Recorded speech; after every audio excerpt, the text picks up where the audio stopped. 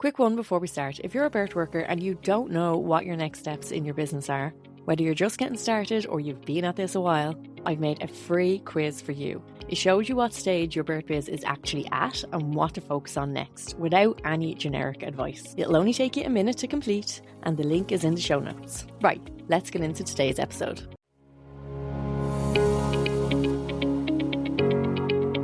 Hello and welcome back to the podcast. I am Niamh Cassidy, your host and business and mindset coach for birth and postpartum workers. And I am joined today by Jen, who is a life and business coach, parent educator, mentor and doula trainer with over 15 years experience supporting people through their biggest life's transitions.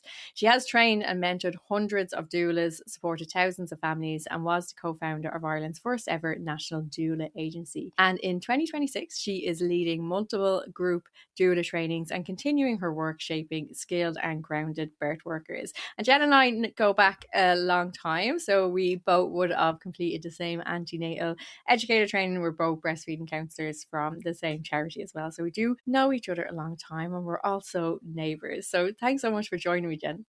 You're so welcome, Niamh. It's great to finally get on. Life is know. always busy, but it's lovely to come and join you today and have a good chat. It absolutely is. And we were just catching up before we came in, me talking about my building work and you talking about your move. So life is always busy. True. I know. But I mean, it's crazy, isn't it, how life brings you on all these different journeys and still you kind of end up crossing paths with people along the way. It is, and it's really lovely getting to have the chat with you. And I think it's going to be really helpful for people in particular who are in the starting part of their journey into the birth work journey, because we both remember what it was like to be there and the challenges and the struggles that we had. And at the, we're both making it our work to help people on their business journeys and to become birth workers and to be able to support the clients that we know need their help, because that is where the passion that we have is. And being able to bring this conversation where we're going to talk about kind of getting the foundations right when you're getting started into this work, and whether that's around kind of your mindset, the training that you do, the things to focus on, the things not to focus on, I think we'll probably talk about a lot. So hopefully it will be helpful for all the listeners. Yeah, absolutely. And I think, Niamh, as well, one of the big things that you and I really align on is that there's this feeling in the birth world, so anyone that supports pregnancy, birth or parents, that it's a vocation, not a career. Yeah, definitely. And I think if we even think back to when we were training and we're coming up to the end of the training, and you in particular, you were really getting ready to finish up. And for people who are listening, the antenatal training that we did was 2.5 years long minimum. So it was really detailed in the support end, but maybe not so much in the running a business end. And Jen, you were really important in that part, in kind of bringing us as a group forward in this idea that we were actually running businesses as well. And I definitely think that's where you and I clicked, as you said, a lot about it. We were like, this is an important part of what we're doing. Yes, we love the work, but if we can't make a living for it, what's going to happen? When it's somebody who needs financial stability from the work and they're sacrificing their family, their well-being, they're having to cut back on things in order to do this work, that's where I think there's a big gap in the support that's out there, where they can be shown how do you actually turn this into a viable business, Mm-hmm. And I think there's a lot of people out there that speak online in absolutes. And I'm definitely not an absolute person. I think it's looking at every individual and their situation. And some people only want to do this part-time, maybe because they want to stay in this world. And some people are like, this is going to be my full-time career. I want to grow it. I want, they might have really aspirational goals. They want to go global, whatever it is. So it's meeting people where they are. And not having that absolute view that this is the way everybody should do it. Absolutely. And I think what you're saying is so true, because we can get caught up in the noise. We can get caught up in the noise of what we're hearing online, of what we're seeing other people doing, and think that everything's black and white, or there's only one right way. And we're seeing a lot of that in the birth world anyway, even outside of business. We're seeing a lot of more kind of conflict happening, I suppose, within the world itself. And there can be good reasons for that. Obviously, you know, we've got challenges in our maternity systems and all of the terrible things that are happening in the world. There can be reason for it, but as much as that doesn't help parents Mm. in that stage, when we're supporting people in business, in their birth work business or whatever it is, again, speaking in those black and whites, those absolutes, like you should only, you can only, you must, or you must not, that doesn't allow for those nuances of what works for actual people. So it is okay if you want to be a hobbyist birth worker, if that's what works for you. It's okay to do it part-time on top of your full-time job, and it's okay to want it to be something that is financially rewarding for you as well. All of those things are okay. So let's see what works for you. Yeah, absolutely.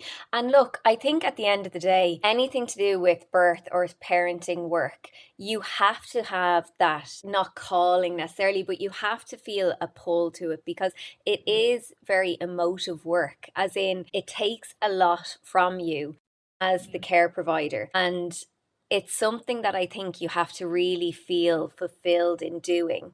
And it's just about working out then how does that work into your life, you know, and understanding where you want your energy to go and how much energy and time you have to give to different things. And I think that's something that's not really discussed in a lot of trainings, like across the board, where you're actually sitting down and thinking, okay, how much time do I have to dedicate to this? How much energy? What happens if something comes up in my work life or my private life? How do I kind of move things around? And people just tend to kind of jump in and coast and hope it works out. And that's where we see so many people training in all across the board, Mm. antenatal educators, IBCLCs, doulas, that they jump into it, they love it, they're all excited, they give it all, they're not earning money, they're not getting people show up to their classes or courses, and then they just leave or burn out. And that's something I know that you and I are both really passionate about. It's keeping the people in the roles because really it's the parents that lose out. Exactly. And that, like, when I set up the collective and I started saying, you know, I want to do this, I want to help more people with the business end of it. That's exactly why, because all I was seeing was people saying, I can't make this work. I have to go back to work full time, or I'm rounding up my business. And I still see these posts on Instagram all the time. I've made the really hard decision too. And it's people who are brilliant at this work and can help so many people Yeah. stopping because they haven't been able to just make it work for them in their lives and their financial situation or whatever it might be. They haven't been able to get that support, or it wasn't available to them, or for whatever reason they didn't get it, and they make a decision that has been hard for them. And for some people it is 100% the right decision. You know, maybe this work wasn't for them, but for a lot of people what I see is that they really want to do the work, but Mm. all of these other things have meant that they've had to step away from it, and that just it hurts me. I know. I think as well for anybody listening to know the parents are there, the work Mhm. is there. There is endless work. We're at the cusp, like we are at the very beginning of doula work, private antenatal work, IBCLCs outside of the hospital system. Like we are really at the beginning of that.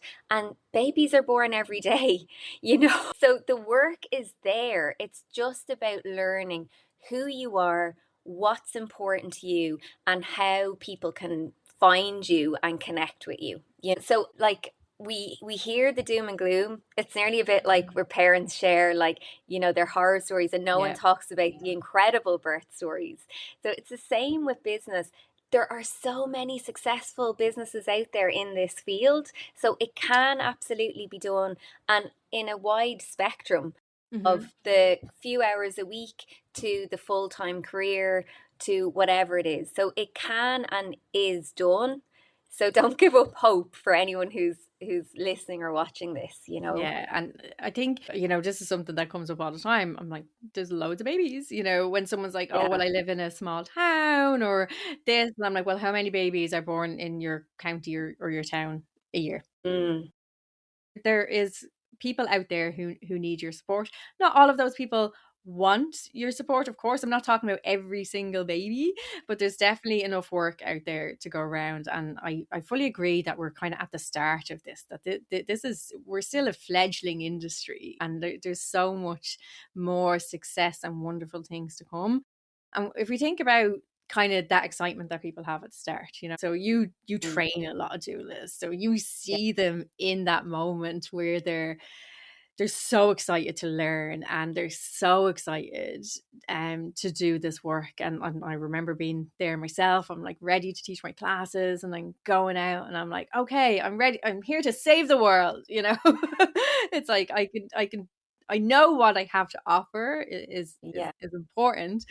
And then there can be this kind of slow or very fast realization that this is actually, it can be harder to do, because we haven't necessarily always taught about the fact that we're also going to be a business owner Yes. when doing this. So when people are, if we put your trainer hat on and you're dealing with those people at that stage, kind of what, at that really early stage, either before they decide to train, so they've had their own experiences and they've decided, this is the way I want to go, or Mm. they're in their early training, what are the kind of really basic foundations that you think are helpful for people, like right then in that really early moment? Yeah, amazing question, Eve. So for me, I dedicate a whole module of my doula training to setting up and growing a sustainable business. And I think that's something that's really missing in a lot of these trainings. But throughout the training, I think it's really important for everyone to understand their own core values and their own boundaries and belief systems, and bringing that awareness to that. So, like, what's really important to me? What type of people do I want to work with? What type of people do I not want to work with? How much time do I have to give to this so that they're not crossing their own boundaries and burning out? I talk a lot about what can they do to debrief themselves, because inevitably when you're working with birth or parenting in some way, you're going to hear trauma stories, and you're going to be working with parents who are in heightened emotional states. So if you're the type of person drawn to this, generally you're an empath Yeah. and you're going to absorb that. So how do you let that go out of your body, out of your mind? Is it meeting a friend for a walk and a good chat like we have done, Neve? Is Mhm. it going for body work like a nice massage or acupuncture or whatever? So it's finding what works for you to kind of process everything. So I think understanding your core values, your belief, debriefing your own experiences before you start the work. So you're not going in to save the world, like you said, Yeah. Neve, that you're going in with kind of unbiased, non-judgmental support, meeting parents where they're at, not what Mhm. you think should be done or whatever. Then I think it's really, really important to understand that you cannot and will not know everything. I think that's something that really makes people fall, because they don't feel ready and they go into situations and they feel like, but I don't know the answers to the questions parents are asking me. So, a core thing I talk about in my trainings is you don't have to know everything. You just need to know where to find the information and how to make sure that it's solid, evidence based information. So, we go through how if something is from an impartial source. Was it funded by an unethical company or whatever? So we go through all that. So you never have to know all the information. You just need to know how to decipher information to pass on. I think that's really important. Kind of everything that you brought up there that you're talking about are things that if someone's choosing to train with a provider, that they should be looking for, is this type of stuff covered. Mm. Like when we did our antenatal education, we had to do huge amount of reflections on our own journeys, our own breastfeeding journeys, our own birth, so that we weren't going into that world with those biases and holding on to all of that. So like obviously there are loads of trainings out there. There's lots of wonderful trainings out there, but there's also lots of very short, very quick trainings that might not give people the depth and the nuance that they need to survive birth work, to Yeah. get through it whole for themselves, but also to be the best birth worker they can be by not taking in those kind of biases and different things as well. Yeah, and I think it's like really doing the research and like looking up the trainers or the organizations and seeing like what do they stand for, Mhm. and like some trainers or training organizations are very kind of like birth activists. And certain people will be called to that, and certain people will be called, you know, more to like a training like me, where I believe absolutely in collaboration. Mhm. So I believe that the only way doulas and other birth workers are going to really thrive, especially in a country like Ireland, is if we can collaborate with the maternity systems that are already in place. So, like, yes, absolutely, you advocate for change. Yes, absolutely, you speak up when things are wrong in the system. But I believe there's always a place for professional courtesy and having those conversations in a respectful manner, so that you can put across the point of view, they can put across their point of view, and then everyone can figure out how we can actually support what matters, which are the parents and the babies.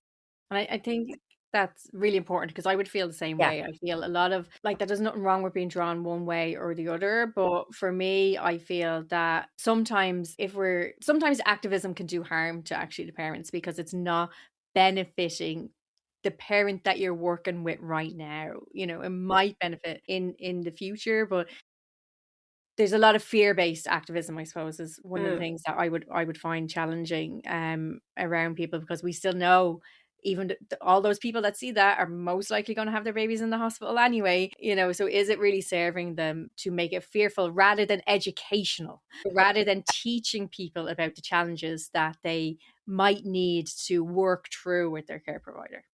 Absolutely. I think it's really important to empower parents. So give them the knowledge of this is the way the system works, Mhm. this is policy, but you have the legal right to informed consent and informed refusal. So teaching them the skills, what does that look like? How do you make informed decisions? You know?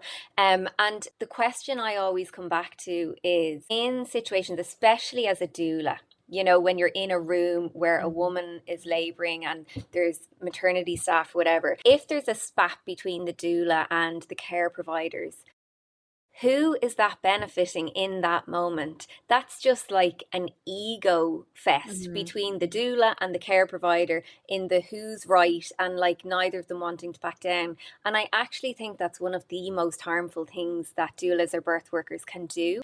What would be better is being calm, supporting the client in that moment, making sure you maintain the oxytocin safe Mhm. space, you know, and then afterwards putting it in writing and sending it in to the right channels in writing, trying to organize a meeting. That way, then you actually have hope of creating change, you know, rather Rather than, than conflict. yes, absolutely. Absolutely. I And think that's that's the way like I've always operated. And that's why I have such great relationships with a lot of the maternity systems. It doesn't mean I agree with how they're run with everything, but change takes time, especially in big organizations like maternity systems, and it's slow. Like, we know that on average, they're about 17 years behind the latest evidence based information, you know, so it takes time. But in order to create that change, it has to be met rationally, yeah. you know? And it is hard when we're starting out because we are very enthusiastic and there's nothing wrong with that. You know, the passion for the work is there. But I think what we're talking about is making sure that that passion isn't harming anybody, you know, and making Yes. sure that we're still centering the person who we're actually supporting Yeah. in it all and not the bigger picture and not the advocacy and not our egos or whatever it might be. And being able to kind of learn that earlier on, I think is really beneficial for people as well.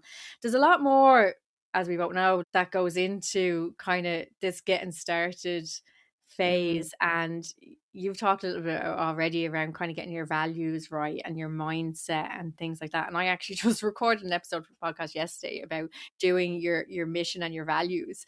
great. So it'll probably be out before this episode is. Okay. But the I think sometimes, you know, our values they can feel so big and so passionate, but unless we can kind of really understand them ourselves, then they can we can run away with everything. Yeah, absolutely. And like when we talk about values, like I think of like core values, Yes. so like kindness, honesty, do you know, like things like that. You're not necessarily talking about the type of business you want to run. Yeah. You're talking about the type of person you are and what's important to you to maintain in your personal life and in your professional life, you know? So I think this is something that can be a stumbling block for people because they're like, well, I don't know what type of business I am and I have to Mm. start in order to figure it out and all that. But you can figure out who you are as a person, and then that's how you project that into your business then. Like the world is craving out for authenticity, isn't it? Mm. Like you can even see the change on social media. There isn't all these like perfectly polished grids anymore, or like the pages that are soaring are the people who are just sitting there chatting, being themselves, sharing their message. And that's what we need to project. It's like who you are, what's important to you, and then put that out in the world, because somebody who is drawn to you, Neve, Yeah. might not be drawn to me, and vice versa, or they might be drawn to somebody else out there. And that's amazing. There's Hmm. enough work out there for everyone. So it's like, be your authentic self, put yourself out there, and the right people will find you. And that really is it. There's always this fear of that there isn't enough work, or if someone else is starting the same work in my area, or else someone else is Yeah, already really successful in my area. yeah, How can I come into that? But as we said at the start, listen, there's plenty of babies and families to go around. So if we purely look at on numbers, that's a fallacy.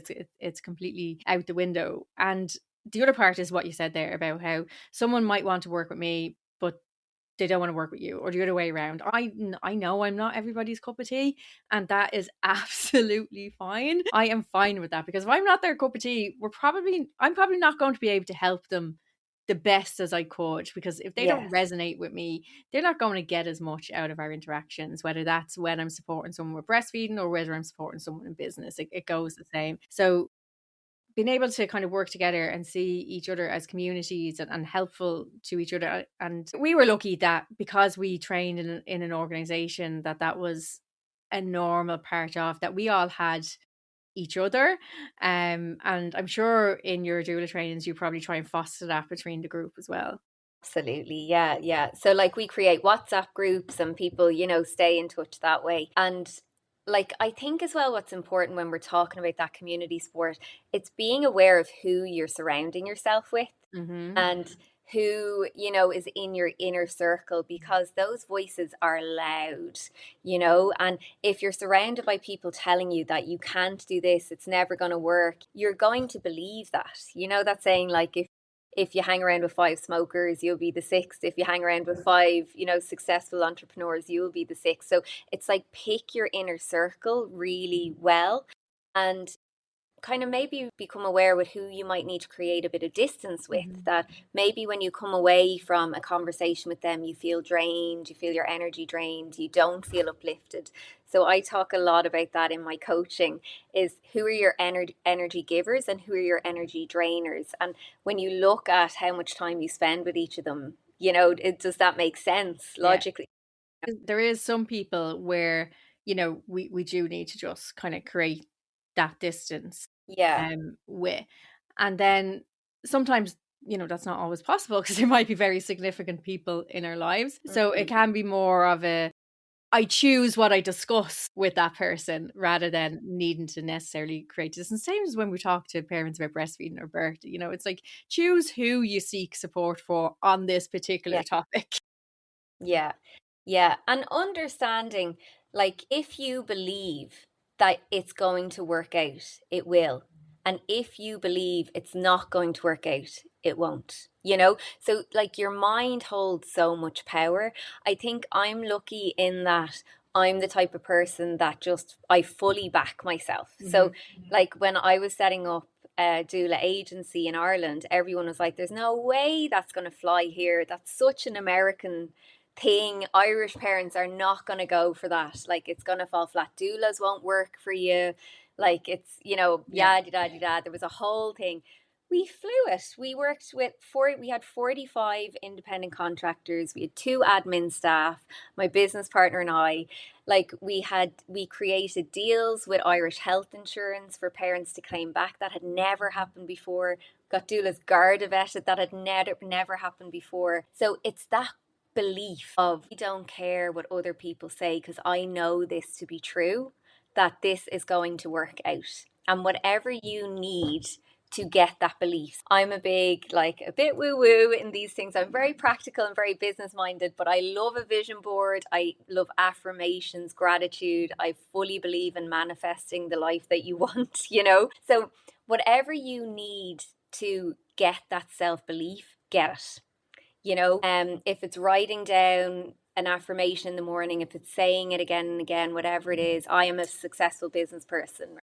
I'm creating the life of my dreams is my core affirmation I say every day, I love you that one. know? And like, so there is that nice bit when you're naturally, or you've developed that level of confidence already, that it comes a little bit easier to you. You Yeah. know, you've all, since I've met you anyway, you've always been a go-getter. You know, you've always been confident, you've always been ready to make shit happen. But not everybody has that innately, I suppose, Yeah. in them.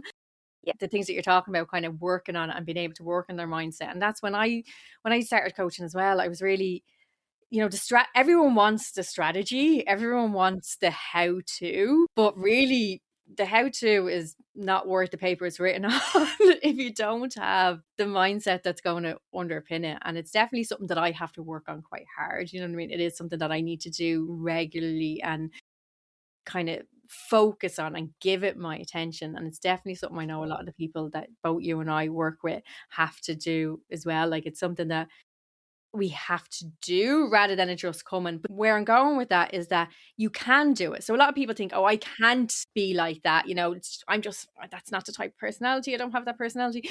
Yeah. But you actually absolutely can. It just takes a bit of work.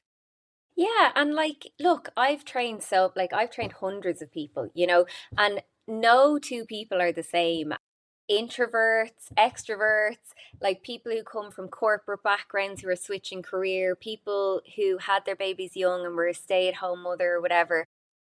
There's it can work for everyone, and it's about back to understanding who you are, what's important to you, but having that self-belief underpinning it. So I'm not saying you have to be out there taking on the world and speaking at big corporate events to be successful. You just have to have that belief that it's going to work out for you the way you want it to Mm-hmm. be, and that starts with understanding what you actually want, you know. That's definitely a good starting point. And a lot of people don't know, or they're afraid. They're Yeah. afraid to even say to themselves what they genuinely want, because they might think either that it's impossible or that it's greedy or it's selfish or whatever it might be. They're even afraid to tell themselves what they want. Absolutely. And people say that to me all the time, exactly the words that you've just used, Neve, like, oh, but I feel selfish if I do this and the X, Y, and Z sacrifices. And I always stop and I say, okay, whose voice is that in your head? Because that's not your true authentic self. Your authentic self would tell you you can do anything that you set your mind to. So who has come in and at what point did you decide to listen to it? You know? Yeah. Because we can absolutely do anything we want. It might take us a year, it might take us 10 years, it might happen in a month, whatever it is, but we absolutely can do anything we set our mind to. But you have to know what you want first. Saying, oh, I just want to work with parents and babies is not enough. Get specific, you Yeah. know. Like, Yeah. really understand what you want. What do you want your day to look like? We often talk about, like I would with my birth doula clients, get them to write like a mind movie of what they want their birth, so their labor and birth to play out like. Yeah. And what does it sound like? What are you hearing? Like, what do you feel? What do you smell? Bring all the senses into it so you can really embody what you want to play out. And then we look at how can we get that? How can we help to stack everything in your favor to achieve that? Mm-hmm. Okay. So it's the same with business, like understanding like what you want your day. If you woke up in the morning, what does your day look like from when you open your eyes to when you close your eyes that night? You know, and like how much time is going to your business, how much time is going to the yucky admin stuff that everyone avoids, including me, Mm-hmm. how much time is going to your family and your friends or for yourself, you know, like what brings you joy and are you making enough time for that? So really like playing out what you want that to look like, and keeping that in your mind's eye, whether you write it down and you're reading it or you just keep visualizing it, and it will come once you have that clear. It's exactly that. We know these tools already because we do them with parents, so we're doing the visualization, we're doing the planning, we're doing the preparation with parents for their birth or their breastfeeding journey or whatever it might be. So when birth workers are coming into this work, they often have the tools to support Absolutely. themselves, but don't necessarily use them. So we talk a lot to parents about kind of managing those voices that come in. Who is that that's saying that to you, or what, where is that coming from? Is this true? So are Yes. those negative thoughts true? And we can do the same for ourselves in business. I think something that I find helpful for some people is when say, well, if they're kind of talking themselves down like that with that negative self-talk, is if your friend came to you and said the same thing, what would be Yeah. your response? And Yeah. it's usually a lot kinder. Absolutely. I know we can be so hard on ourselves. And I used to think it was just an Irish thing, but actually, I've worked with people globally in the last year, and it's actually a global thing. And I think social media has a large part to play in that because people put this image out there, that's not always necessarily true. And we believe it. Yeah. We absorb that and we think, oh, look at this person and they're so successful and they're always, doing with their makeup and everything. Like, I'll tell you now, for anyone who's watching, like, I literally in the last half an hour quickly did my hair and threw on a bit of makeup because I was like, this is say to me, coming on the podcast. Nobody lives their life going No. around looking like that. I look like I've rolled out of bed and into my sweats most days, and that's okay because you can still show up and Mhm. run a successful business and support parents being you. Nobody is perfect. And I think that's really helpful for like that for everyone who's already feeling that. But for people at that start of their journey where there does feel this desire to be perfect, or to, just this fear that when I put myself out there, people are going to judge me. Mm, And, it's a normal fear, but it doesn't necessarily absolutely. resonate in reality. That I've had very little negativity towards me in the last 7 or 8 years that I've been doing this work at all. You know what I mean? It's Yeah. unusual. Yeah. I will say on the flip side, just out of pure honesty, right? I have had a lot of negativity, but Okay. I think it was mostly around the doula agency and people just thinking there'll be no work for anybody if I have a doula agency, Okay. and that would take a lot of the work. And a lot of doulas in Ireland, especially, didn't like that we were professionalizing doula work. Like, having insurance, Garda vetting, being covered with health insurance. They didn't like that because a lot of doulas in Ireland didn't even have insurance. You Okay. know, so there definitely was negativity. But what's incredible is sometimes you might be the trailblazer or the industry Mhm. leader that other people then follow. And now, when I turn around and I look at doulas pretty much across the board in Ireland, everyone has like a website, social media pages, they're insured, they're Garda vetted, they're often part of a professional organization. And that safeguards them and their Yeah. family, but it also safeguards the families. And then the wider umbrella of that is it safeguards the profession, you know? Because people see doula work then as a profession and not a volunteer role. So I think if you're seeing there's something in your area, whether in a different country or whatever, or in your field that you're working in, and you can see a way to make it better, you might be the trailblazer. And that's exciting and scary at the same time. But you have to learn how to let it just water off a duck's back. If people have a problem, that's their problem. It's not yours to take That's on. it. And if you truly believe in it, then that's what's right for you. It's that's where people to think I get stuck. They get more worried. They know that what they want to say is what they want to say, but they get Mm, worried. Well, but what will the other people think, or what will the people who are further along than me think? Or someone might be looking at my post and they'll say, "Oh, even that information is inaccurate," or whatever. So yeah, people can get stuck up in a lot of that. But practice, I think, is what gets them through it. And I suppose the yeah. last thing I feel that is really the most beneficial thing for people starting out, and even in continuing in their business journey, is having some level of support somewhere. You talked earlier about the people you surround yourself with. So your supports Mm, can be your peers, it can be those people. again, we want to make sure that if we're supporting it, if our peers are our support, that they're not caught up in a negative cycle of, oh, I can't get any clients, this isn't working for me. You know what I mean? That they're not necessarily the peers we want to support ourselves with either. And also seeking out other supports if that's what's needed, because just like parenting, kind of being a solo business owner isn't really a very normal thing to do. If you know what I mean, like from a society point of view, we're supposed to have Yeah. more people around us. Yeah. So having that community is important as well. It is. And you know what? If you don't have people, so like if you haven't taken, say, a training with me and like have that community, or you're in some industry like an IBCLC, maybe where it's harder. And so join organizations if you can, like Alki in Ireland or whatever it is, wherever you are. But if not, seek out paid professional support. So I have paid thousands and thousands over the years for coaching for myself. And I still now, even though I'm a life and business coach and 100 other titles, like I still regularly take trainings. I still regularly have coaching sessions in areas where I feel I need guidance or there's a gap in my knowledge base. And also remembering that the world is constantly evolving and changing. And with this work, there's lots of new evidence coming out, but also in business, things change all the time. I know every time I think I have a grip of like Instagram or whatever, something changes and I'm like, why Instagram? Why would you do that to me? So there's constantly changes. So like pay for the supports if you don't have people around you that you can lean on, because guaranteed if you're paying someone to get you to where you want to go, they're going to get you there much quicker. Absolutely. And it's about allowing the people who've gone before us to help us as well, just like we're trying to do as birth workers. You know, we understand that paying for support is valuable for parents.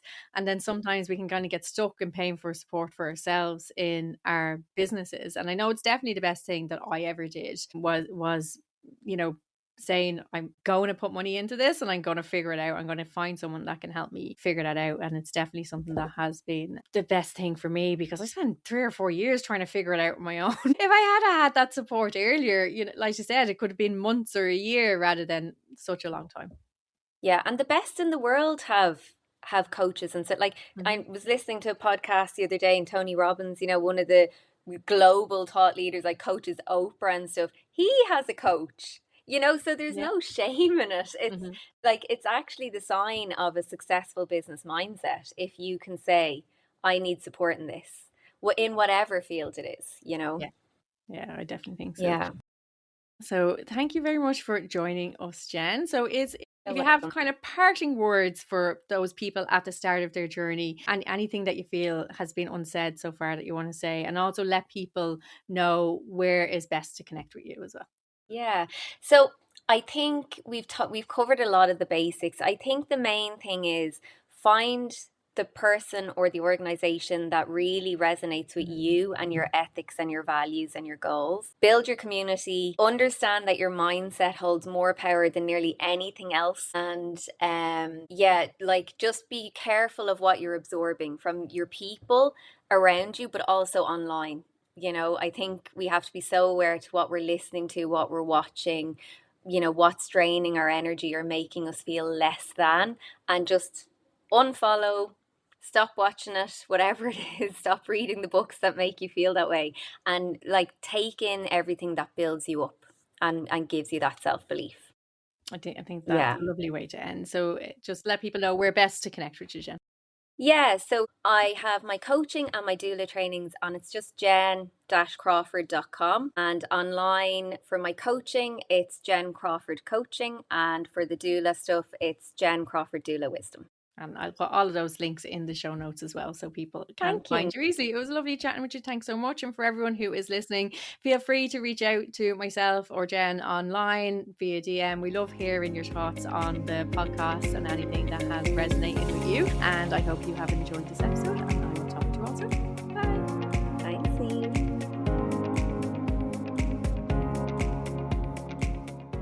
Before you go, if anything in today's episode had you nodding along or thinking, yeah, that's me, don't leave it there. My free quiz helps you see what stage your birth is actually at and what's worth your energy right now, so you're not second guessing every decision or following advice that doesn't fit. It'll only take you a minute to complete, so click the link in the show notes and find out your birth stage and what your best next steps are.